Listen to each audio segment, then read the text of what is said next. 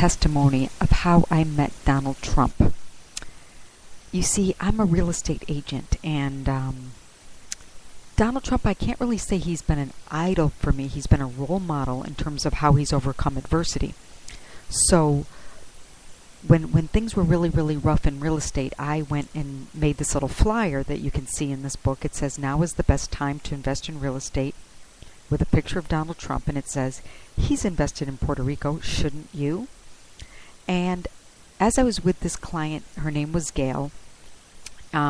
You see, I'm always multitasking. If I'm with a client and I'm in a hotel, I'm putting brochures out, and she just was really awestruck by my creativity, my energy, my passion, that she said, "You know what? Donald Trump really needs to meet you." And I just, nodded my head. We had gone out, she and her husband, they were clients of mine, and she was just so impressed with me, and she said, "No, I need you to promise me that if you ever get the chance to meet Donald Trump, you'll take it. Promise?" I said, "Promise," thinking, what chance would there ever be for me to meet Donald Trump? I mean, I live in Puerto Rico. So not a couple of months later, my mother comes to me. She does not know that I've made this promise to this woman, and she comes to me with this full-page ad. And it says, "Donald Trump is coming. Ivanka Trump is showing her jewelry line. They're going to be in such and such hotel." And I'm thinking, oh no, I really have to go. Because the truth of the matter was, Donald Trump isn't someone that I really would like, oh, I got to meet him. I can't wait to meet him. I really didn't have much of a desire to meet him. So I looked at the article, but then I read the fine print, and it said, "By invitation only." So I thought, oh wow, by invitation only. But I promised that lady I'd at least give it a try. Well, that morning I woke up and I started declaring. I went and did my nails and my hair, and I kept saying, "I'm going to meet Donald Trump. Oh, do you know I'm going to meet Donald Trump? I'm going to meet Donald Trump." But there was a little part of me that didn't really believe it, because I remember I did everything at Walmart. I did my hair, my nails, my grocery shopping, and the hotel was about 45 minutes away. So as I started driving towards the hotel, I was kind of like with no emotion. I wasn't like, I've got to meet him, I need to meet him. I was just like, God, if you want me to meet him, I'll meet him. That's why I titled this Donald Trump Got to Meet Me, because it really wasn't my deepest desire.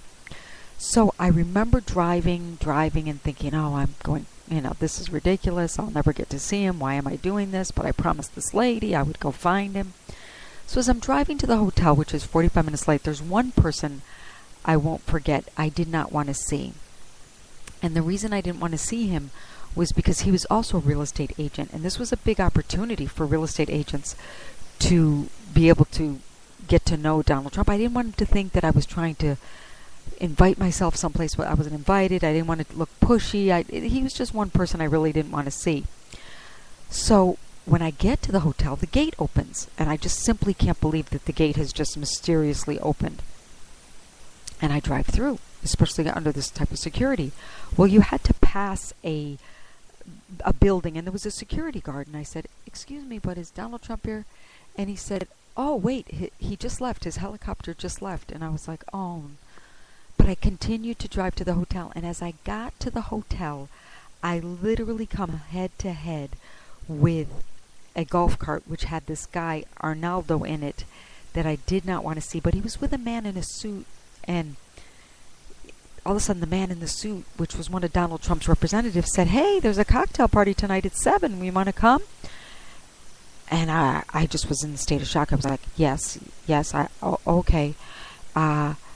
And I continued to drive, and I thought, wow, I'm invited now. What do I do now? But it was still another hour away, so I remember I asked someone else, "Have you seen Donald Trump?" And they said, "No, you've got the wrong day. It's next Wednesday, not today." So it was all kind of convoluted. It's like, is he here? Is he not here? Am I going to see him? Am I not going to see him? And I'm hungry. I want to go home. I really was. But I remember I parked the car and I went to the beach because it was 6 o'clock and the party started at 7. And I remember going to the beach and just walking up and down and saying, "God, just breathe over me, guide my steps, breathe over me. And sure enough, 7 o'clock came. But now, as you can see from this photo, I wasn't really dressed for a high-end cocktail party by any stretch of the imagination. I felt very unworthy. I felt very underdressed. I really felt like a fish out of water. I was just like, what am I doing? So I went up to this cocktail party, and I didn't see any evidence of Mr. Donald Trump or anything. And since I was feeling so awkward, I remember saying to one of the hostesses, I feel awkward. And she said, you look it. Actually, everyone was dressed in black, and I was dressed in yellow. So just because I was so uncomfortable, and I just felt like, I don't belong here with all these wealthy people, I went to the balcony, and I'm sitting on the balcony, I'm talking to people, and all of a sudden, the moon is just a full moon over a glistening golf course, and it was just absolutely gorgeous. And I'm talking to these people, and I forget where I am, I forget what I'm doing, I forget everything. And I walk into the party.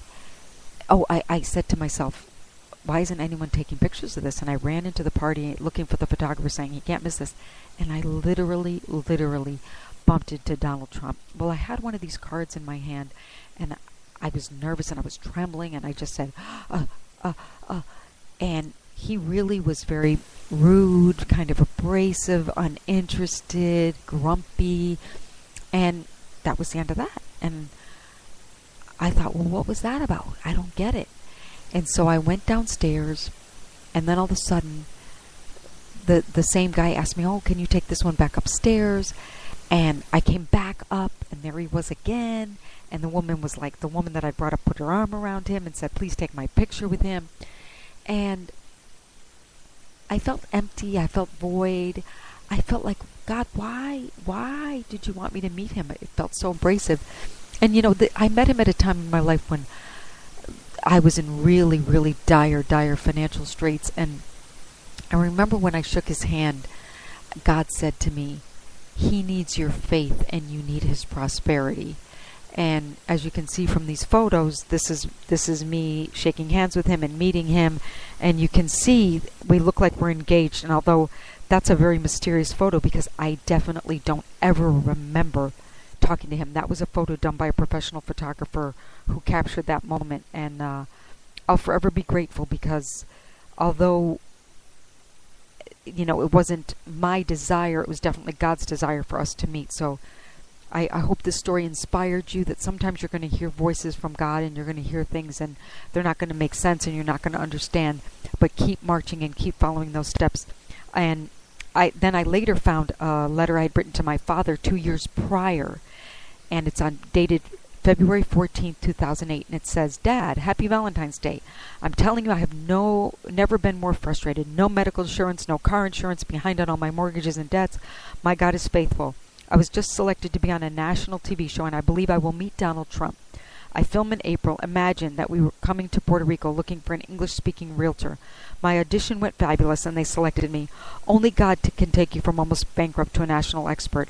I see now that Hurricane Hugo brought me to Puerto Rico. Sammy's autism gave me a public voice, and now I'm a real estate expert. God is good.